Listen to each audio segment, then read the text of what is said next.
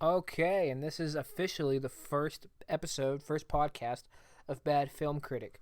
So today's episode or podcast is going to be a continuation of the YouTube series I was working on.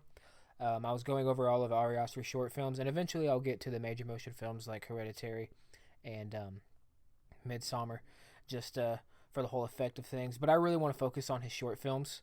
I love Ari Aster. He's one of my favorite directors. He's one of the most talented filmmakers in today, and I think he encompasses a lot of his talent and a lot of his work into his short films. And not a lot of people know about him, so that's why I'm making these podcasts. I went over Bo, basically, and Munchausen on my YouTube channel. If you want to check those out, and some of you guys may be over here from YouTube, but if you want to check them out and you haven't seen them on YouTube, they're on my YouTube channel, same as here, Bad Film Critic. Make sure to check those out. And this episode is going to be over The Strange Thing About the Johnsons. It's Ari Aster's 2011 short film, and in my opinion, it's his best work. It's his most powerful work. But I need to put a warning on this thing that it is not a fun watch by any means. It's not something that you can watch twice.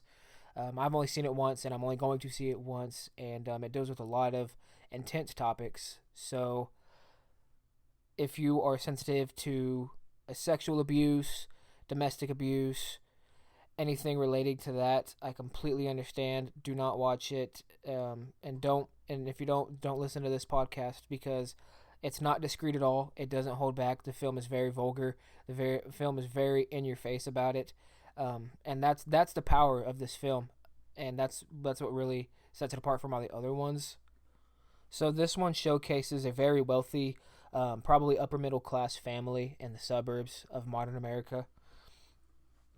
They go to church. They know their neighbors. They throw parties in their neighbors. A really tight knit family that people can look up to, but they have a very dark secret, and the secret is that somebody is raping consistently throughout their entire childhood another family member, and usually, as sad as this is, it's usually an uncle to a niece, or even worse, a daughter to a father. But in this film, it's actually the son abusing the father. Ever since the film showcases him from a young boy all the way to adulthood, to through his adolescence, and it's going on the entire time.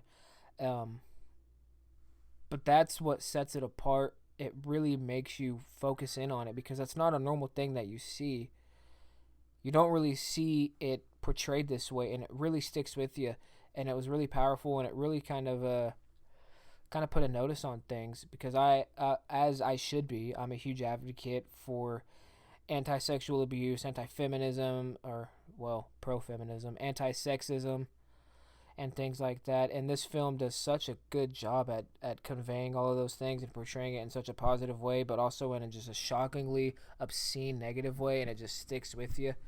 But another thing, the more technical aspects of the film, not just to do with the storyline, the color scheme and the aesthetic is just catches your eye. It's beautiful, actually. Other than the horrifying plot itself, this film is actually beautiful, and I really like it. And the acting is pretty good. The screenplay is good. The scripts are good. The dialogue is well. It makes you feel like you're actually in this family's life, and that you're actually going through this problem. And it's very powerful. It's definitely his most powerful work, in my opinion, through his short films. Obviously, Hereditary and Midsummer blow these out of the water, but this is his most powerful short film by far. And if you want to check it out, it's on YouTube, The Strange Things About the Johnsons. But like I said, do not check it out if you're sensitive to these things. I completely get it, and I give this one a 9 out of a 10. See ya.